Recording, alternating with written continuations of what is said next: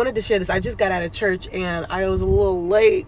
You know what I'm saying? I was a little late, so I had to park in the overflow, so it's going to be a minute before I can get out of this parking lot. I was on the way to church today.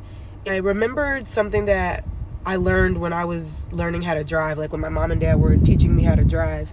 And what made me think about this was, like, on my way here, I was on the expressway. I was like kind of getting on to the expressway, I guess.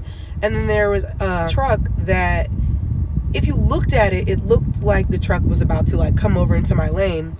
But if you know anything about driving, if you stay in your lane, if the truck stayed in its lane and if I stayed in my lane, then that truck would not hit me and I wouldn't hit the truck. When I was learning how to drive, my dad used to say the same thing, like, stay in your lane, stay in your lane. And that's not what I'm trying to talk about. What I'm trying to talk about is how you stay in your own lane.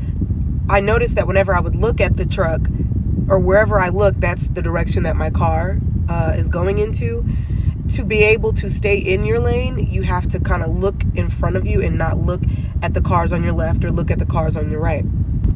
And I thought about that and I put it in my notes and I was like, this is going to be so good to like talk about on the chat room. This is going to be good. But then I got to church.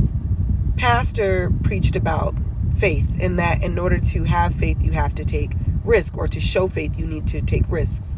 It was so funny because the story that he used to preach this message was when the disciples were on the boat and Jesus was basically like, go to the other side. And there was a storm and there were waves and Jesus walks on water. This is that story. Everybody's tripping in the boat. Jesus walks on water. He's like, don't worry, don't trip, it's me. Peter's like, if it's you, command me to walk on water. Jesus commands Peter, and then Peter looks away for a second and he starts to drown, and then Jesus reaches out and grabs him, and then he says, oh, ye of little faith, why did you doubt? Right? I don't know if you know the story or not, but that's the little summary. And I just thought it was so funny that that was the message that we were being taught in service today. That not only do you take risks, but you keep your eyes focused on him, and you will get to the other side. You will succeed, or the goal will be realized. It's so true with the way that you drive, and it's so true with the way that you walk, theoretically and literally. If you look in the direction of God, if you keep your eyes on the prize, if you keep focused, if you stay in your lane and you keep your eyes stayed on him, and your goal will realize that goal. You will come to the conclusion or end result that you're attempting to arrive at. I just thought that was interesting that we talked about it in church, and that was what I wanted to talk about on the chat room when I was on my way to church. Alignment is always confirmation. This must be something that needs to be talked about. And I could go on and on and on about keeping your eyes stayed on him, and keep your eyes on the prize, keep your eyes focused, keep yourself focused on the goal. But I'm not. I'm just going to leave it at that.